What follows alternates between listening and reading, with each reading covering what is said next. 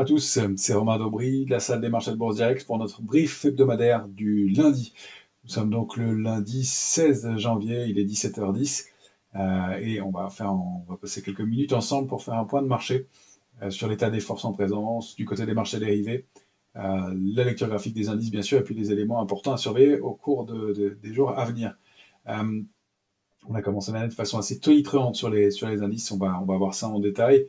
On va voir quels sont l'état des forces et comment les éléments peuvent se poursuivre ou non dans ce contexte.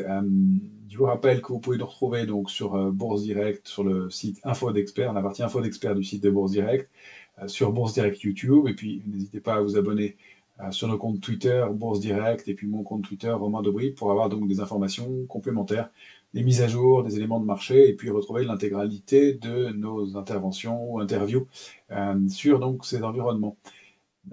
Voilà, c'est dit. Donc pour cette début de semaine, donc on commence la semaine sans les marchés américains puisque Wall Street est fermé pour Martin Luther King's Day aujourd'hui.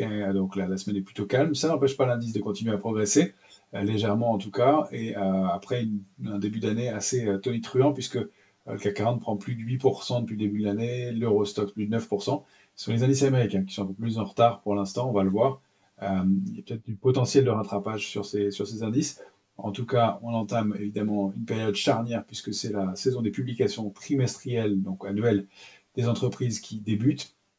Ça a commencé de façon un peu mitigée, mais le marché a bien tenu sur le secteur des bancaires américaines vendredi dernier. On va avoir quelques bancaires cette semaine encore, ça va pas être très dense de ce côté-là. En revanche, on va avoir un calendrier macroéconomique assez chargé, je vous le donne tout de suite. Demain, mardi, ce sera la production industrielle en Chine. Demain, toujours, l'indice des prix à la consommation, donc le chiffre de l'inflation en Allemagne, et le ZIU, du sentiment économique, qui sera publié en fin de matinée. Et puis mercredi matin, ce sera l'indice des prix à la consommation de la même façon, mais pour la zone euro. Et dans l'après-midi, on ira du côté des États-Unis plutôt pour les ventes au détail et les prix à la production. En fin de journée, ce sera la publication du livre belge de la Fed. Le livre belge, c'est important, puisque c'est le rapport économique que reçoivent les membres de la Fed pour baser leur prise de décision sur l'évolution de leur politique, de la politique monétaire. Il est toujours publié 15 jours avant la prochaine réunion. Donc il sera publié mercredi soir. Évidemment, il va être scruté de près par l'ensemble du marché. Et puis jeudi, pardon, ce sera les minutes de la BCE cette fois-ci, les minutes de la dernière réunion, le compte-rendu de la dernière réunion de la Banque Centrale Européenne qui a eu lieu le 19 décembre. Donc toujours des éléments de détail à observer dans le compte-rendu écrit qu'on surveillera de près. Du côté des entreprises, pour la micro, ça va être un peu calme en France cette semaine. En revanche, aux États-Unis, on aura mardi Goldman Sachs, Morgan Stanley et United Airlines. Et puis jeudi, ce sera Charles Schwab qui publiera. Et jeudi, Procter Gamble et Netflix qui publieront aux États-Unis. Donc on va monter en pression doucement, mais donc c'est vraiment le résultat des résultats, la saison des résultats des entreprises qui va jouer pour l'évolution évidemment des marchés, voir si ce mouvement peut se pérenniser. On n'a pour l'instant pas de signaux de faiblesse dans le marché actuellement. On a même plutôt des signaux de soutien récents. On a des volumes qui sont un petit peu plus étoffés depuis quelques temps, donc un marché qui s'anime et qui s'étoffe un peu. On a du côté des marchés dérivés, je regardais sur l'indice CAC 40, on a progressé d'un peu plus de 8%, 8,5% depuis le début de l'année. La position ouverte, elle n'a augmenté que de 2,3%. C'est pas beaucoup. Dans des mouvements de baisse, on a des mouvements une augmentation de la position verte qui peut aller jusqu'à une dizaine, une quinzaine de pourcents. C'est ce qu'on avait connu dans les mouvements de baisse du mois d'avril ou du mois de juin précédent. Là, la hausse n'est pas très étayée du côté des marchés dérivés. D'ailleurs, beaucoup de contrats futurs n'ont pas été reconduits depuis l'échéance du 16 décembre dernier. On avait eu une vingtaine de pourcents de la position verte sur le S&P qui n'avait pas été reconduite, près 25% à peu près sur l'Eurostoxx, et ça remonte doucement, mais on est loin des niveaux d'intérêt qu'on avait connus précédemment. Donc les opérateurs qui, en tout cas du côté de la spéculation, sont assez en retrait pour l'instant, et donc pas beaucoup de soutien du côté des marchés dérivés. Alors on a déjà connu ça plusieurs fois, ça ne veut pas dire que le marché va rebaisser, c'est-à-dire que ce sont des zones qui sont moins structurées, moins fortes en termes d'intérêt côté spéculatif. Du côté des volumes, il y a quand même eu des choses assez intéressantes, mais ça peut être dans quelques semaines, quelques mois, des niveaux qui seront revisités puisque moins étayé. On va voir comment se termine cette semaine aussi, puisque c'est une semaine d'échéance sur les marchés dérivés. Elle aura lieu vendredi. Donc c'est une échéance de 3 sorcières, donc moins importante que les autres, hein. Le mois de janvier n'est pas une échéance majeure, mais en tout cas, il commence de façon assez forte sur les indices. Avec, donc, je le regardais, en revanche, du côté des marchés américains, 4,5% de progression sur le S&P depuis la dernière échéance. En revanche, 3% de hausse de la position ouverte. Donc là, c'est un peu plus étayé, un peu plus soutenu. C'est moins le cas chez nous en Europe, côté spéculatif, encore une fois. Du côté des couvertures, je vous avais laissé quelques jours, j'ai fait un petit break et je m'attendais à retrouver le marché plus haut et un peu optimiste du côté des couvertures. Bien non, le ratio de couverture reste équilibré, quels que soient les indices, globalement, même un peu prudent sur l'indice CAC 40 sur le niveau actuel. Le moindre retracement de jeudi dernier, on a connu seulement 2 séances de baisse, hein, depuis le 1er janvier, on est le 16, 2 séances de baisse seulement, et la moindre séance de retracement est mise à profit par les opérateurs pour donc acheter des options de vente, se couvrir un peu manifestement. Et donc le ratio reste prudent, même sur le CAC 40. Il est équilibré sur l'Eurostoxx, et pareil, équilibré à prudent, à optimiste sur le S&P.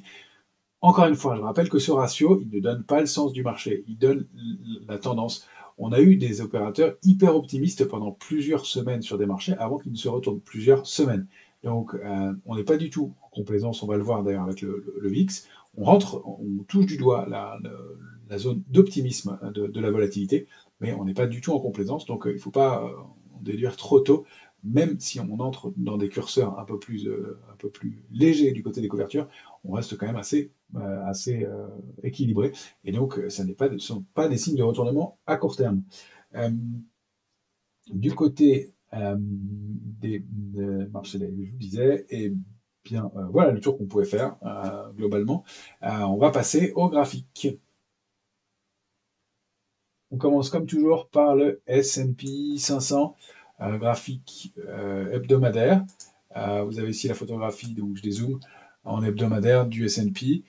Eh bien, on vient buter une fois encore sur l'oblique baissière qui est active depuis le 4 janvier 2022, 3 ou 4 janvier 2022, mardi 4 de mémoire. Et donc, on a buté une fois, 2 fois, 3 fois, 4 fois, 5e fois ici, et on y revient pour la 6e fois.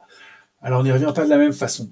Ce qui est intéressant d'observer, c'est que, je vous disais, avant que le marché puisse remonter, cette impulsion-là, elle semblait fragile. Pourquoi? Parce qu'on n'avait pas une structure de retournement importante et forte. Regardez, pour retourner le marché à la baisse, il a fallu une construction, alors on peut la faire démarrer ici, qui a commencé en juin 2021 et qui a vraiment s'est déclenchée en avril. Il a fallu plusieurs mois pour former une structure de retournement baissière et aller former des points bas. Là, on a quelque chose de un peu plus costaud avec 3 points bas touchés et une zone 3639, 3810 qui a été testée et sur laquelle il se passe quelque chose. Donc, on a en plus des volumes qui sont un tout petit peu plus étoffés dans ce rebond, des marchés américains qui ne sont pas précipités, qui attendent la saison des publications. Elles ont été revues pas mal à la baisse, et donc maintenant, effectivement, les attentes sont fortes. C'est beaucoup la politique de la Fed qui va compter aussi dans l'évolution, mais le moteur, le nerf de la guerre, sont les résultats des entreprises. C'est de voir comment elles vont publier et quelles perspectives elles donnent. Et donc, on arrive en plein dedans, et on va voir si on a les moyens de déborder ces niveaux-là. On le fait cette fois-ci, on le voit avec plus de force de rappel. Regardez ces petites mèches ici, en hebdomadaire. Ça prouve bien que la zone autour de 3810 a été extrêmement bien travaillée. On va zoomer en journalier. Je sais que certains s'en sont bien servis de ce niveau pour des opérations de trading avant la fin de l'année. Il a été testé je ne sais pas combien de fois. Ça, c'est un signe avec ce contre-pied aussi, un signe intéressant. Accélération haussière, un nouveau gap ici. Donc, on est en train de tester et d'essayer de passer, en tout cas en clôture journalière du 13 janvier, on est en train d'essayer de passer ce niveau. Donc, les marchés américains sont fermés pour l'instant. Dans l'immédiat, ce qu'on peut en voir, c'est un trading range, 3810, 3933, on a évolué à l'intérieur, on le rompt et on s'installe au-dessus en gap, donc on va aller s'installer dans le trading range suivant avec une médiane à 4005, on est presque allé chercher le niveau, et le haut de la borne haute, c'est 4058. Qu'on a accéléré, s'installer au-dessus, il faudrait le faire sur plusieurs clôtures, on n'a jamais réussi à le faire, on avait tenté une fois, 2 fois ici, on n'a pas réussi à clôturer au-dessus de cette oblique. Le simple fait déjà de clôturer au-dessus une première fois avec des volumes un peu supérieurs, et en début d'année, c'est plutôt bon signe pour la suite et pour la poursuite du mouvement. On remonte quand même très significativement nos niveaux d'alerte. L'alerte de court terme, on va la remonter donc entre 3907 et 3933. C'est cette zone-là qu'il ne faudrait pas rompre. On va la tester, mais pas y rester. Euh, Tant qu'on est au-dessus, pas de danger. L'alerte de moyen terme, on l'a remonté aussi significativement. C'est 3810 maintenant. Et c'est cette oblique de le long terme qui est le canal haussier au sein duquel alors mon graphique va être pas très propre, voilà, mais au sein duquel le S&P évolue. Donc cette oblique violette au sein duquel le S&P évolue depuis maintenant plusieurs années, sur lequel il avait rebondi en 2020 et qui a formé un nouveau canal haussier à mon sens. Donc pour l'instant, plutôt des signaux positifs, des indices américains qui sont assez en retard par rapport aux indices européens. Ça pourrait être évidemment un driver pour nous. En revanche, des niveaux à ne pas rompre, il va falloir que les entreprises ne déçoivent pas et surtout qu'elles donnent des perspectives. C'est surtout ça. Donc pour l'instant, probablement, et le cru est probablement pas mauvais. On va voir comment ça se décompose. Le gros niveau à franchir ensuite, c'est 4132. Ça, c'est un niveau de résistance majeur. C'est le bas, hein, la zone 4132, 4218. C'est cette zone au-dessus de laquelle on avait construit une structure de retournement, sur laquelle on pu tenter de réintégrer, sur laquelle on avait fait un throwback 2 fois. Donc toute cette zone-là, elle est extrêmement importante à déborder, et ça donne des progressions qui ne sont pas énormes pour l'indice. En début d'année, ce serait plus raisonnable comme début d'année, encore 4% sur le S&P pour aller chercher des niveaux, des extensions de l'ordre de jusqu'à 7,5%. Donc voilà les cibles qu'on peut viser. Il va falloir se réinstaller au-dessus de ce niveau-là. La semaine va pas être très riche en publications microéconomiques. C'est plutôt la semaine prochaine que ça va s'intensifier. Donc c'est là où probablement les choses vont se jouer un peu plus. Du côté de l'indice Nasdaq, lui aussi, alors on va se dézoomer un peu avant en hebdomadaire. Et ben, il nous a permis, le Nasdaq, de mettre en relief une ligne de tendance baissière de long terme qui s'est activée de la même façon début janvier 2022, qu'on a testé ici et sur laquelle on a rebuté encore une fois en décembre dernier. Donc cette oblique, elle est assez propre, elle a été testée plusieurs fois. Ça va être aussi un de nos enjeux pour les jours ou semaines à venir. C'est cela que je voulais vous montrer. Et aussi, ce gap, ce fameux gap du mois de juin dernier dont on a parlé plusieurs fois, que les S&P a réussi à réintégrer depuis longtemps. C'est un gap hebdomadaire qui donne un signal très lourd et on n'a pas réussi à se réinstaller suffisamment longtemps au-dessus. Et on l'aborde là, donc en même temps que la saison des publications. Donc évidemment, les enjeux vont être forts. Pas de pression baissière toujours, mais peut-être du soutien qui va être à confirmer. Des volumes qui s'étoffent un peu, mais qui sont encore en deçà de la moyenne de ce qu'on a pu connaître sur le Nasdaq, donc toujours un peu de défiance du côté de cet indice. Peut-être quelque chose à regarder. En tout cas, cette zone de gap, 11 638, 11 860, va être importante. C'est vraiment l'enjeu pour les jours à venir. De la même façon, on a connu ces mèches, petit marteau, deuxième, et puis accélération haussière, en gap d'ailleurs, qui a été comblé assez rapidement. C'est plutôt une configuration intéressante. Un gap hebdomadaire qui est comblé, c'est qu'on s'est appuyé dessus et on l'a défendu. C'est assez fort aussi, c'est assez solide comme base pour une poursuite haussière. On a de la même façon pas mal de bagarres, on le voit ici, entre acheteurs et vendeurs, et un gap à nouveau, et on bute contre des niveaux, 11 463, marché hyper technique pour l'instant. J'ai trouvé une résistance intermédiaire à 11 544, mais le gros niveau, c'est 11 638. Si on passe au-dessus, ça risque d'accélérer en effet. Donc on peut considérer un trading range, j'anticipe un peu, j'ai un biais un peu optimiste dans le marché. Pour l'instant, ce ne sont que des pointillés, on n'a rien de sûr, mais un grand trading range, 11 690, 11 638, qui a été bien testé, bien travaillé. On a tenté de s'installer au-dessus, on n'y est pas parvenu. On revient dans cette zone-là. Si on arrive à se réinstaller au-dessus de la zone 11 544, 11 638, c'est un potentiel de hausse pour aller chercher donc des extensions 12 562 par exemple. Alors, il y aura des niveaux de résistance majeurs aussi. Ces niveaux-là, on peut être sûr que le marché va s'en souvenir, ça c'est important. 11 860 bien entendu. 12 230 va être très lourd aussi. De la même façon, ce sont des niveaux contre lesquels on a buté et contre lesquels il y a eu des pressions baissières. Donc une bagarre probablement qui va se mettre en place entre acheteurs et vendeurs.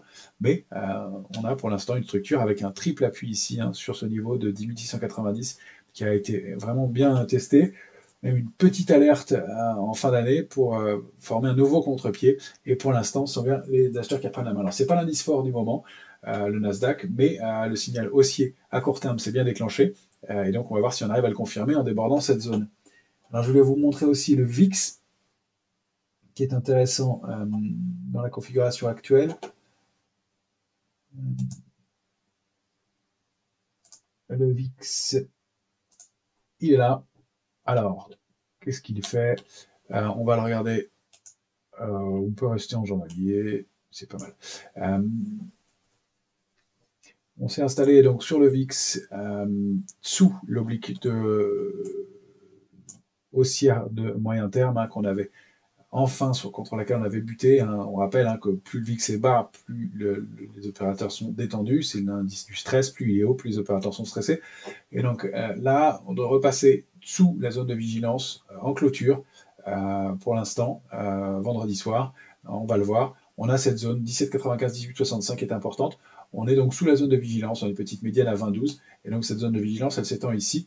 Les opérateurs sont un peu moins vigilants qu'ils l'étaient. On frôle, on touche du doigt la zone d'optimisme. Vous voyez, on n'est pas du tout rentré en complaisance. Si on dézoome, on va voir que historiquement, j'espère que le graphique va être un peu lisible en hebdomadaire, voilà. Si on dézoome, on voit qu'historiquement, les niveaux de complaisance étaient bien plus bas.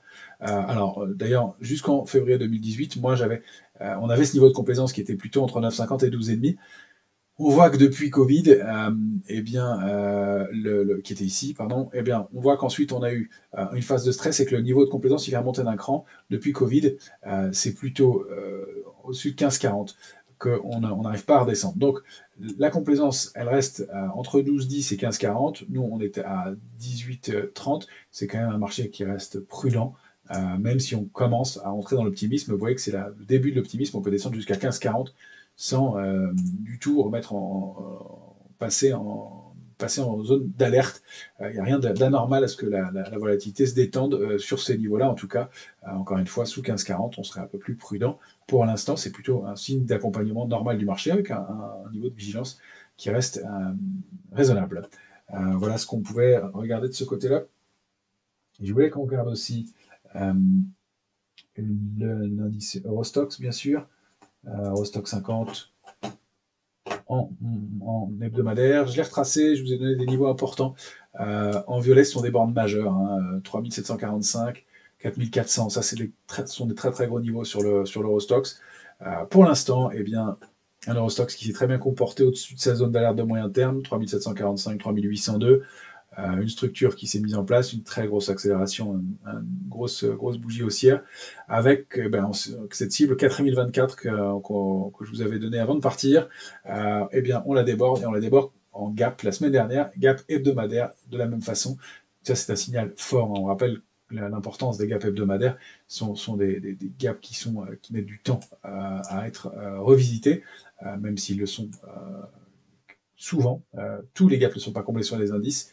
Sur la volatilité sur le VIX, ils les sont tous, mais pas sur les indices. En tout cas, c'est un signe de force du marché, gap hebdomadaire, qui reste donc ouvert et qui n'a pas été enfoncé. Ça devient donc évidemment notre niveau d'alerte de court terme. La zone d'alerte de moyen terme, elle est bien plus basse. C'est sous cette structure de retournement et sous ce niveau de support majeur de 3745. Alors, pour l'instant, on est plutôt donc dans un trading range. Borne basse 4024, borne haute 4160, on bute dessus, on ouvre cette semaine en hausse encore, et un tout petit peu au-dessus, on voit qu'on a du mal on travaille ce niveau-là, en tout cas 4161 pour l'Eurostoxx aujourd'hui, encore une fois en l'absence des marchés américains. Si on arrive à s'installer au-dessus, on a la possibilité de faire une accélération de taille équivalente au range précédent, donc d'aller chercher 4296 environ, et d'aller dans cette zone cible qui me paraît importante. Je supprime je vous laisse l'aligner à l'écran. La zone cible, donc, elle se situe entre 4252 et 4330. C'est un niveau qui serait important et qui serait un niveau, non pas maximum, mais un niveau de pause légitime après l'accélération qu'on a connue dans le marché actuel. Encore une fois, il n'y a pas de figure de retournement, pas de signe d'essoufflement, si ce n'est juste un peu de pause en amont d'une période de résultats qui est importante, bien entendu. On le voit ici, le marché continue à accélérer. Alors j'ai laissé cette oblique là parce que c'était un niveau autour duquel le marché s'est articulé. et correspond aussi au bas du range. Il ne nous sert plus énormément maintenant. En tout cas, c'est le bas du trading range, donc on peut tout à fait aller s'appuyer sur le bas du range vers 4024 pour réaccélérer ensuite. Ça ne changerait pas la tendance. La médiane du range, c'est 4107. On a bien sûr des petits niveaux intermédiaires. On surveillera cette zone-là, par exemple. Et puis des retours, pourquoi pas, entre 4100, autour de 4130. Mais pour l'instant, le trend est haussier, il n'y a pas de changement. Encore une fois, pas de structure de retournement, pas d'épuisement. Oui, c'est beaucoup, oui, c'est rapide. Le marché connaît des excès et on en connaît de plus en plus.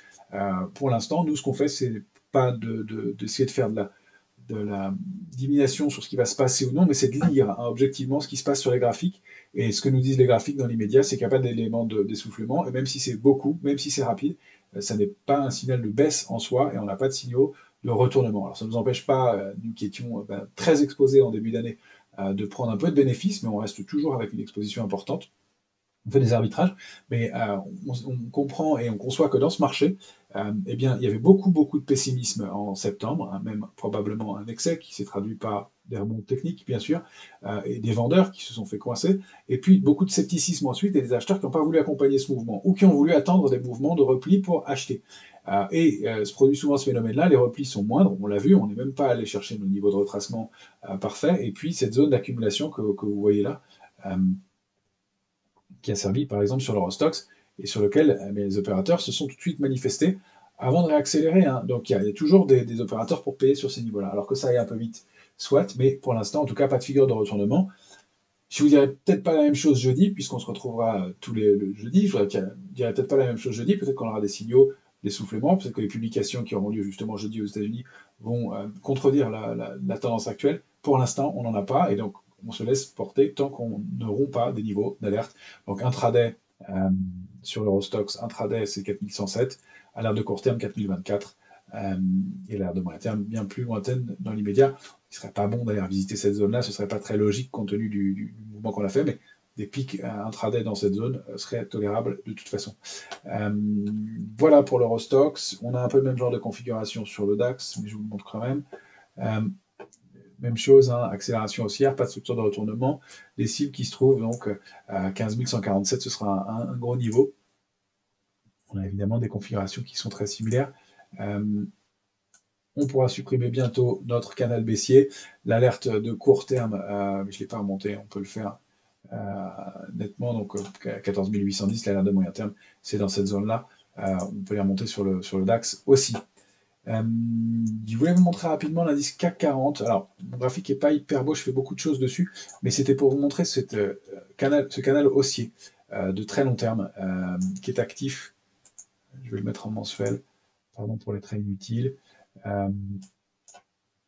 Ça, on peut le supprimer maintenant. Voilà, un canal haussier actif depuis 2011, au sein duquel on a évolué, qu'on a tenté de déborder, sur lequel on a buté, encore une fois, qu'on a qui est devenu bien visible au moment de la pandémie, du début de la crise Covid, contre lequel on a buté avant de parvenir à le réintégrer, on est allé accélérer, qu'on a débordé en 2021 et 2022. On est allé le rechercher, on n'est même pas allé chercher la borne de base du canal pour l'instant.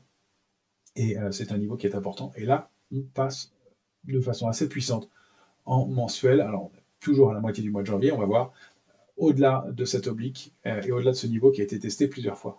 Tout ça avec, encore une fois, des volumes qui se sont étoffés, globalement qui sont plus à la main des acheteurs, même si on aurait pu connaître des volumes plus importants. Alors, je vais vous montrer pourquoi, parce que ça veut dire qu'on peut accélérer, qu'on peut aller se réappuyer sur cette oblique, qu'on peut aller se réappuyer sur ce canal qui se situe, on va dire, aux alentours de 6850.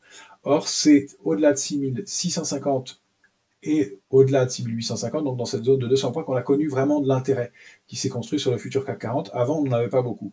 Donc, on a eu des hausses avec 8% de hausse de la position ouverte sur le futur CAC 40. Donc, de l'intérêt.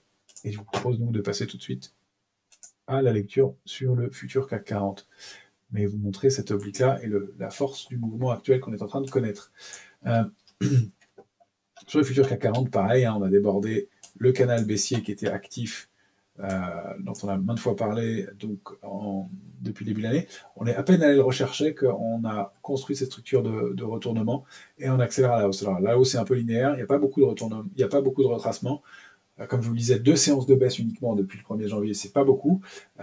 Et tout ça avec des volumes qui sont en plus en train de s'étoffer sur les futurs, alors qu'on approche de l'échéance des marchés dérivés. Donc, des niveaux clés à surveiller. L'alerte intraday, c'est 6997, ça c'est vraiment un gros niveau. Alors, on a de bonnes chances d'aller le retester à un moment ou à un autre. L'alerte de court terme, c'est 6865. Cela, il faut la préserver. Et on a connu de l'intérêt sur le futur au-delà de ce niveau-là, au-delà de 6656, dans cette zone 6656, 6725. Donc ça peut être des niveaux qu'on pourrait retester dans les jours ou dans les semaines qui viennent. Ce serait une alerte de court terme qui serait rompue, bien sûr, mais l'alerte de moyen terme est bien plus basse. Elle reste positionnée pour l'instant, donc sous, en tout cas, 6450 et cette structure. Et on observe que l'indice évolue de façon très harmonieuse au sein d'un canal haussier. Une fois, 2 fois, 3 fois testé proprement. Aujourd'hui, on le fait aussi. Et de même que sur la borne haute, 1 fois, 2 fois, 3 fois, 4 fois même. Testé, c'est une clôture. On peut tolérer que les mèches dépassent, mais les clôtures sont prises en compte. Donc c'est un signe d'harmonie dans le marché. On peine un petit peu, on a du mal à aller chercher la barre haute pour l'instant, rien d'anormal. Le marché pourrait sortir du canal baissier pour aller consolider 6997 et pourquoi pas réaccélérer. Pour l'instant, on est dans ce trading range, à mon sens. Donc j'ai rajouté pas mal de niveaux ici pour ceux qui font de l'intraday. 7080, 7084 va être un très gros niveau à passer. Il va falloir quelque chose de fort pour le déborder. En revanche, si ça passe, ça peut être un peu le bouchon de champagne pour aller chercher la cible.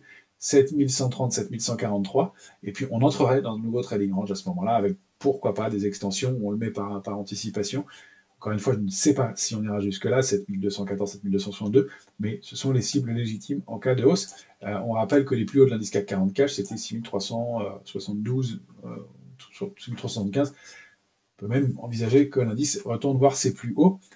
C'est assez légitime, même si on a accéléré de façon assez forte. Alors, l'alerte intraday est positionnée ici, l'alerte de court terme 6865, et tant qu'on est au-dessus de ces niveaux-là, on peut construire des structures pour continuer. Encore une fois, pas de signaux de retournement, pas de figure d'épuisement sur l'indice CAC 40. On va regarder un peu l'euro-dollar qui, lui, s'est comporté eh bien, un peu comme on l'attendait. Ça a été intéressant. Là, je dézoome en mensuel pour commencer. Vous avez le graphique de l'euro-dollar, un graphique mensuel. Donc, on a une photographie qui date de 2008 et on voit combien de fois l'euro a buté contre cette oblique violette. 1, 2, 3, 4, 5, il l'a débordé en 2020, en juillet-août 2020. Et puis, il est revenu, il est passé en dessous en mars dernier, et il s'y attaque à nouveau. Alors, vert, on était passé au-dessus, rouge, c'était en dessous, bleu, la bougie mensuelle n'est pas terminée, on s'attaque à un niveau majeur, 1,0720, 1,0760, c'est très fort. Il va falloir voir si le retrouve le driver pour continuer. En tout cas, le sens reste bien haussier, on le voit très bien, donc on avait l'ancien canal baissier, je vous l'ai laissé tout fin une dernière fois, canal baissier au sein duquel on avait évolué, donc de février 2022 jusqu'à octobre 2022. Maintenant, on peut le supprimer, mais on en est bien sorti et on a créé un nouveau canal haussier maintenant, de moyen terme, assez bien travaillé. 2 points en bas pour l'instant, mais avec cette oblique de polarité. Et puis 1, 2, 3, 4 points en haut. Et on a tenté de le déborder et on commence la semaine en le réintégrant. C'est assez logique compte tenu de l'importance du niveau 1,0720, 1,0760, donc qui correspond à cette oblique violette que vous voyez, une ligne de tendance baissière de très long terme qu'on tente de déborder encore une fois. Alors, est-ce qu'on aura le moyen de le faire? On arrive encore une fois à des niveaux charnières, 1,0878, 1,0967, la majeure, le prochain résistance majeure, c'est 1,1104.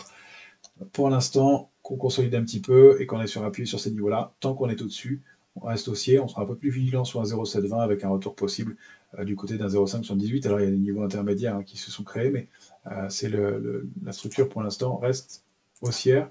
Est-ce qu'on voit plus d'éléments à vous donner en journalier? Pas grand-chose de mieux. Ouais, structure de retournement, ça on peut le supprimer aussi maintenant. Voilà, donc et puis niveau intermédiaire, un retour au-delà de 1,0677.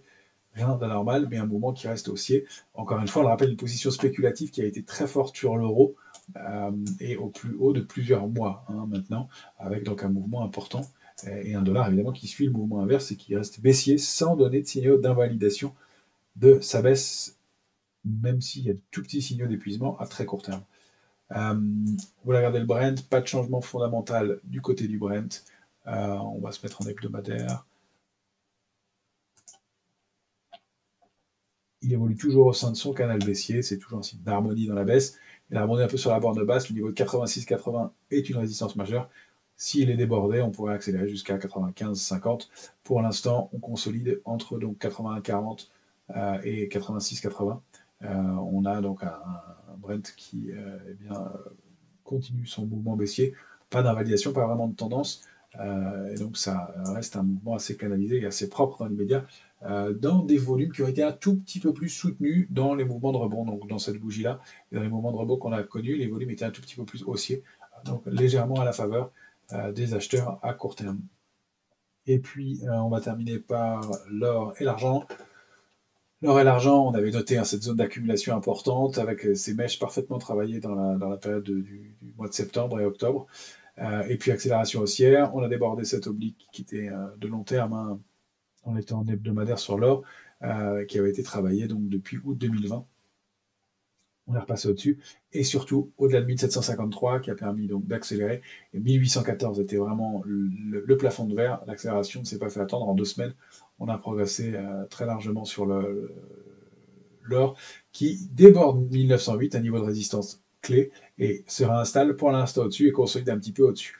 Donc, bien, on a réintégré l'ancien trading range 1688 2070. Donc le chemin logique, hein, pour l'or, c'est d'aller rechercher 1977 dans un premier temps et pourquoi pas 2070 dans les mois qui viennent. Ça fait partie de nos allocations toujours importantes et on la conserve dans ce contexte. Il y avait une réaction un peu contre nature, enfin contre les grandes tendances habituelles et là, il a rattrapé pas mal de retard assez rapidement. De la même façon, l'argent, on avait donné 18,26 comme niveau d'accumulation pour du moyen long terme, et on arrive contre 24,40, cette zone 24,40, 25,32, avec un peu moins d'entrain que l'or. On n'arrive pas à passer ce niveau pour l'instant, on bute dessus. En revanche, de la même façon, si on arrive à passer 24,40, on accélérera facilement à 24,90 pour aller chercher la cible de la structure qu'on avait construite. Et cette zone 24,40, 25,32 est importante. Au-delà, elle ouvre la voie à des accélérations haussières majeures. On en a parlé plus que largement, en tout cas un tout petit peu d'épuisement sur ces niveaux-là. On reste acheteur tant qu'on a des retracements et on reste acheteur sur l'argent, même s'il est consolidé un peu au-delà de 23,50. Voilà ce que je voulais vous montrer sur les indices. Il me semble que c'est tout pour aujourd'hui. On va reprendre comme ça. Donc, voilà le bilan de ce qu'on peut dire pour ce début d'année. Pas de signaux de faiblesse. On aurait aimé un peu plus de soutien du côté des marchés dérivés, mais encore une fois, on a vu des années comme début 2019, qui a suivi le creux de fin d'année de 2018, et bien, qui commençait avec peu d'intérêt sur les marchés dérivés. Et puis, au fur et à mesure, eh bien, le marché est monté, monté, monté, il a consolidé, et puis les volumes aussi se sont intensifiés. Donc, c'est pas parce qu'il n'y a pas d'intérêt sur une échéance que ce soit c'est un niveau à surveiller, mais ça n'est pas pour autant un niveau de retournement ou des zones qui seront nécessairement revisitées immédiatement. Ça laisse juste le fait que la spéculation est en retrait, et on le sait, beaucoup d'opérateurs sont probablement restés relativement sur place dans cette zone-là. Alors on va voir comment se mettent en place les forces. Pour l'instant, elles restent à la main des acheteurs, même si c'est plus timide que ce qu'on aurait pu escompter, et on a des choses pas mal. Alors je ne fais pas le détail de toutes les valeurs qui ont bien progressé, j'en ai sélectionné quelques-unes qui restent avec des configurations fortes encore. Je les cite en vrac. Attention à chacun d'intervenir en fonction de son profil et nous on propose ça au cœur de stratégie avec des points d'entrée, des points de stop. C'est toujours à prendre avec bien sûr du recul. Mais il y a Manitou, Infotel, Lectra qui ont des configurations intéressantes, McPhee qui se retourne, Obey, Biomérieux, Accor qui a bien réagi, sur laquelle on allège une partie de nos positions aujourd'hui, mais on la conserve pour plus long terme pour le solde. Alten, Valeo, Gessina, Pernod Ricard, Amundi et Covivio. Alors, je les ai prises un peu en vrac, il y en aura sûrement d'autres. J'ai pris les premières que j'ai pu lire en revenant. Il y a d'autres choses à faire sur le marché, mais pour dire qu'il y a des configurations et que les screeners se sont bien remplis depuis quelques temps, j'imagine que vous l'avez constaté et que vous en avez bien profité. Celle qu'on met sous surveillance, il y a Soitec, Inat Pharma. Alors, Inat Pharma, attention, dossier compliqué. Dassault Systèmes qui est bien en train de donner des signaux d'arrêt, de baisse, mais elle a du mal à sortir par le haut. Elle est très observée par tout le marché. Il va falloir trouver des relais, mais sur du moyen long terme, et compte tenu de son niveau actuel, ça peut être des points d'entrée en tout cas, même si la figure n'est pas encore correctement validée. Pernod Ricard, oui, je l'ai dit, elle, c'est plus intéressant. Et puis Euronext, parmi les valeurs qu'on pouvait regarder. Côté secteur, le luxe, évidemment, le luxe toujours. Maintenant, on peut considérer qu'à court terme, c'est un peu tendu sur le luxe, donc alléger, prendre une partie de son bénéfice, ça paraît raisonnable. La Chine est toujours des structures toujours intéressantes, elle est en ligne avec le CAC 40 en termes de performance depuis le début de l'année, si on prend des indices larges hein, sur la Chine. Euh, et puis la construction, les small caps aussi, eh bien, frémissaient, confirment leur légère surperformance. Il y a beaucoup de choses qui se passent du côté des petites et moyennes capitalisations, et même sur des paniers de valeur. Secteur bancaire aussi, même si, pareil, on peut considérer qu'il est un peu tendu à court terme. Puis il y a l'immobilier, le secteur de l'immobilier qui se comporte assez bien récemment. Voilà les éléments qu'on pouvait observer pour ce début de semaine. Pas mal de choses. On va voir comment se comportent encore une fois les marchés en fonction de la macro des jours à venir et puis surtout de la micro avec les résultats des entreprises qui vont s'intensifier dans les jours qui viennent. Je vous souhaite une excellente semaine à tous et on se retrouve très rapidement.